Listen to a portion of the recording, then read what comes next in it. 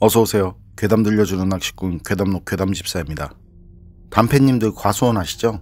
과수원 모르시는 분들 없으실 텐데 전 어려서 외할머니 댁 그 바로 앞이 굉장히 큰 과수원이었거든요. 그래서 거기서 놀다가 길을 잃은 적도 있는데 그게 작으면 그다지 문제가 되지 않지만 크면은 또 그게 무섭더라고요. 그런데 그런 과수원에 귀신까지 있다고 하면 이번 이야기는 비타님께서 보내주신 사연입니다. 비타님 사연 제보 감사합니다. 그럼 비타님의 기묘한 경험담 괴담집사의 시점으로 떨어보겠습니다.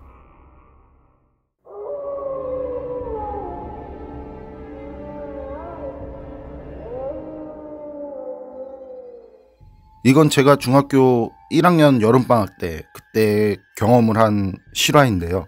그때 외삼촌이 사과 과수원을 크게 하고 계셨거든요. 그 과수원은 이제 아무것도 모르는 제가 봐도 그 작지 않은 크기의 과수원이었어요. 마을에서도 다들 크다고 하는 그런 과수원이었는데 과수원 바깥쪽하고 그 안쪽에도 오두막이 몇 개 있고 말이죠.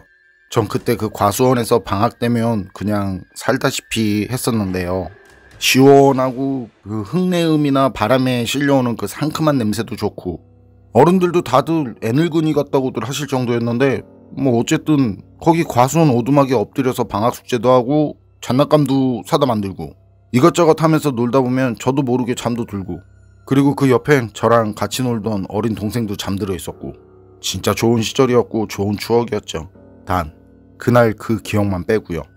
그날 그 일을 경험한 뒤엔 전 절대 과수원에 어른 없인 가지 않았으니까요. 그날도 과수원 바깥쪽 외길 안쪽에 있는 그 오두막에 이제 엎드려서 동생하고 장난을 치면서 놀고 있었거든요. 그때 오두막엔 저랑 동생이랑 삼촌 이렇게 셋이 있었는데 삼촌이 들어가서 이제 해야 할 일이 있다면서 같이 들어가자고 하시더라고요. 그런데 저랑 제 동생은 좀 더 이제 놀고 싶어서 삼촌 먼저 들어가라고 했죠.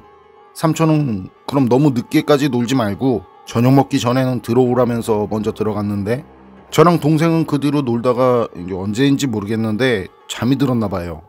일어나니까 초저녁쯤? 시간은 그쯤 된 것 같은데 늦은 밤이라면 어른들이 찾으러 왔겠죠? 그런데 그런 것도 없었으니까 그래서 당연히 저녁 먹기 전일 거라고 그때 당시 이제 생각이 들더라고요. 그런데 그때가 여름이라 저녁이 아닌 거의 밤이 돼도 밝은데 희한하게 어둡더라는 거죠. 비도 조금씩 내리기 시작하고 전 동생 깨워서 이제 들어가자고 동생 깨운 뒤에 신발 신고 오두막을 내려가는데 조금 앞에 있는 그 사과나무 앞에서 그 어떤 아줌마가 혼자 욕을 막 해대면서 나무를 칼로 막 찢고 있는 거예요. 행동도 가끔 끊어지는 느낌? 조금 어딘가 부자연스러워 보이고요. 그런데 알아들을 수 없는 말을 막 혼자 막 하는데 그게 억양으로 들을 때 욕이라는 걸 알 수 있겠더라고요. 전 처음 그 아줌마를 보면서 이거 좀 많이 이상한 사람이네 했었는데 다시 봤을 때 그 아줌마 아무래도 사람이 아닌 것 같더라고요. 제가 왜 그렇게 생각하고 확신했냐면 그 아줌마가 사과나무에 칼을 이렇게 휘두른다고 해야 하나? 찍듯이 내려치는데 거의 1초에 5번은 내려치더라고요. 빠르게 그것도 계속. 거기에 알아듣지 못할 욕까지 해가면서 전 너무 무서워서 그때 그 아줌마가 욕하면서 그렇게 칼질하는 걸 그저 멍하니 지켜볼 수밖에 없었거든요. 그리고 삼촌 집으로 가려면 그 아줌마가 있는 쪽을 지나서 가야 하는데 그 길이 또 외길이라 다른 쪽으로 돌아서는 갈 수도 없고 말이죠. 그런데 그 아줌마는 점점 더 알아들 수 없지만 그 욕하는 소리가 점점 커지면서 몇 분이 지나도 지치지도 않는지 계속 애꿎은 사과나무를 칼로 막 찍어대는 거예요.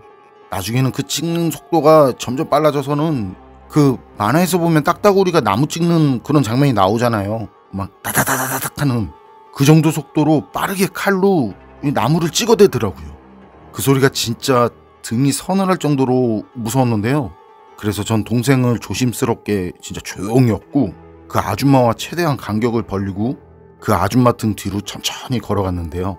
그때 아줌마를 지나쳐서 갈 때 그땐 진짜 심장이 입 밖으로 튀어나오는 것 같고 온몸이 땀으로 젖어 있는 걸 느낄 수 있을 정도였어요. 그렇게 아주 조심히 그리고 천천히 그 아줌마를 지나서 어느 정도 거리가 멀어졌다고 이제 그런 생각이 들 때 삼촌 집 쪽으로 이제 냅다 달리기 시작했는데 뒤쪽 멀리서 그 동생 우는 소리가 들리는 거예요. 형아 형아 하면서 막 엉엉 우는 동생 소리가요.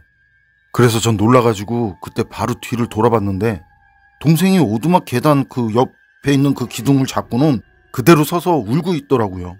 진짜 그 모습을 보는 순간 뻥쳐서는 지금 내가 동생을 업고 있는데 그럼 내가 지금 업고 있는 건 누구지 하고는 고개를 빠르게 확 틀어서 쳐다보니까 저한테 엎혀있던 건 좀 전 그 사과나무를 찍던 그 아줌마더라고요.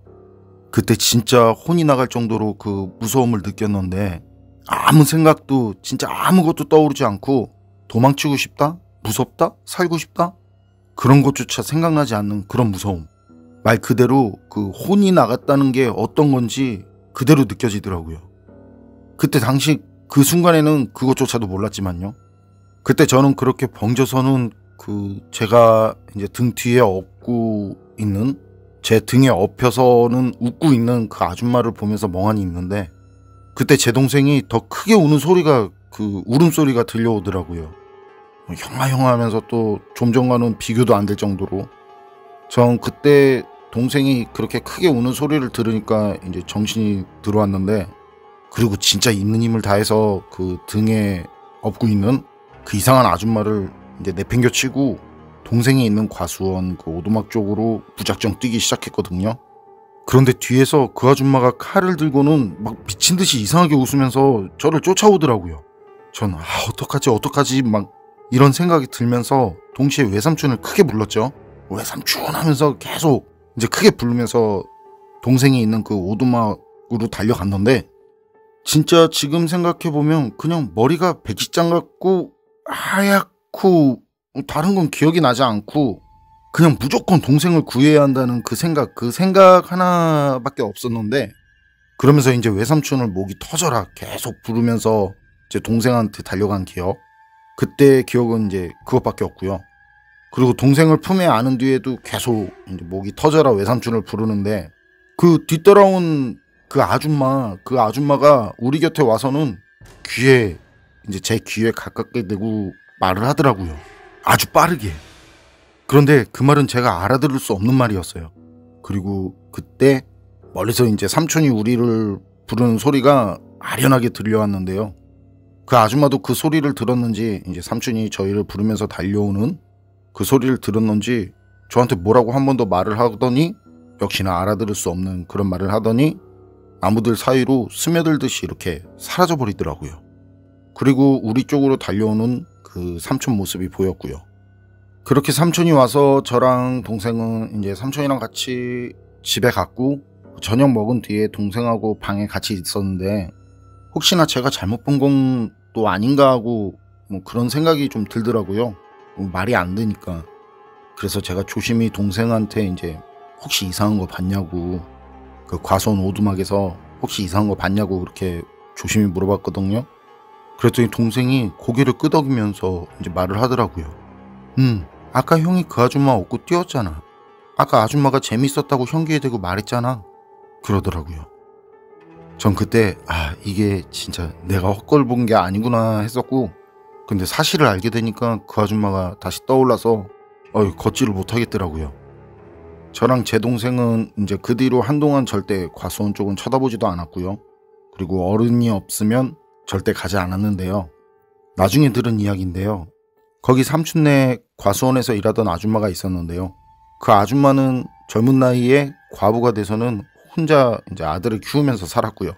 근데 아들이 다 큰 뒤에 말도 없이 그 아줌마만 남겨두고 외국으로 이민을 가버렸다는 거예요.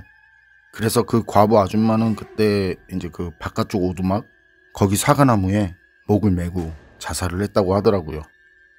그리고 그 아줌마가 그렇게 돌아가신 뒤로 종종 그 사과나무 주변에서 아줌마 귀신을 봤다는 동네 사람들이 있었고 그 사람들이 얘기를 해도 다른 사람들은 믿지 않았다고 하더라고요.